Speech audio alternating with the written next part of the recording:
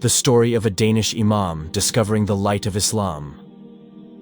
Reino Arild Pedersen was the first priest to perform Friday sermons in Denmark.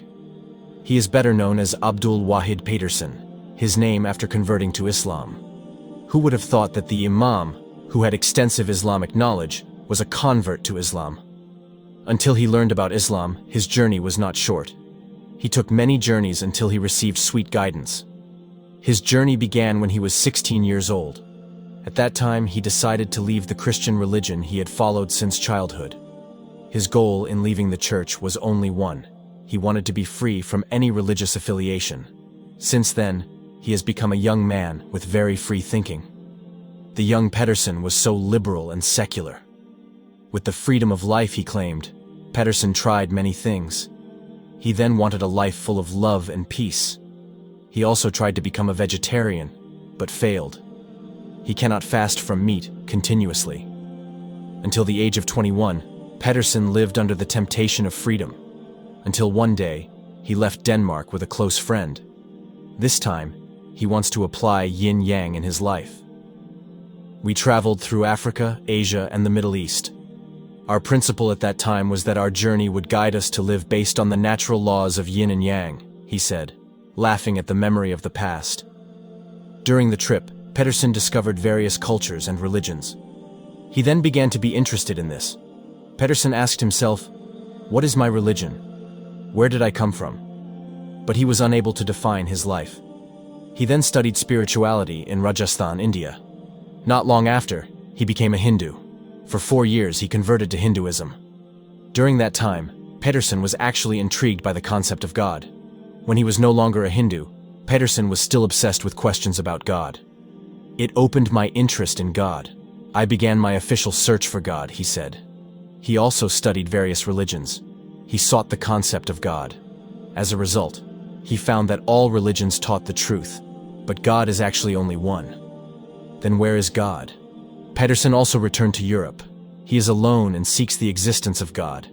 In solitude, he cried out to God, who he did not know where he was. "If you exist, you can hear me. If you exist, you can see me.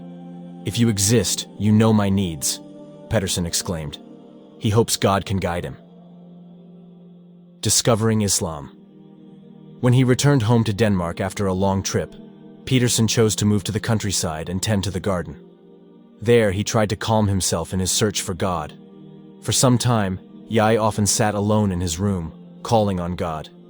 He prayed that God would guide him. "I am blind, deaf, dumb, and do not know what is good for me. So give me the way, open the door for me, give me guidance." Pedersen's prayer that he continues to repeat every time. His prayer was answered. One day an old friend visited him. His old friend had converted to Islam. He invited Pedersen to explore the Sahara Desert. He planned a trip to the Sahara Desert to learn some things from the Tuareg tribe. He asked me to join him because he knew that I had crossed the Sahara Desert before. I immediately agreed to come along.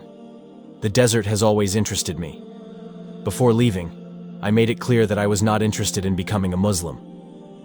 "I don't mind living among Muslims, but I won't convert to Islam," Pedersen recalled. Pedersen also traveled with Muslims. Many things then became new knowledge for him. How they pray, in congregation, perform ablution, pray. He was also surprised by the call to prayer. Seeing them, I felt embarrassed. I have never felt embarrassed like that. I'm embarrassed because I didn't pray diligently. I don't spend much time with God. Time for God is only in my remaining time. Where I tend to focus on personal wants and needs, those people give their time to God, said Pedersen. Soon, he began to study Islam. He began to participate in their prayers, pray together, and discuss together. That's when the light of God entered Pedersen's heart.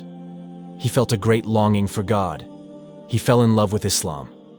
Pedersen later converted to Islam. After converting to Islam, I realized that this was not just what I had been looking for. Because in reality, I have always been a Muslim in my heart. I am very grateful to have taken this path and to have God's goodness continue to flow in my life, said Pedersen, moved. Become a Muslim scholar. Pedersen officially became a Muslim in 1982. Since then, he has spent his life studying Islam and carrying out Islamic activities. In 1997, Pedersen was appointed Denmark's first priest. He translated many Islamic books into Danish.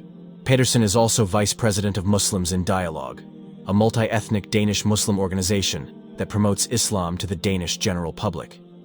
He is also the founder and principal of 3 private schools for Danish Muslim children. He is also the founder of the Islamic Christian Study Center in Copenhagen. Outside Denmark, Pedersen also promotes many aid projects in various countries.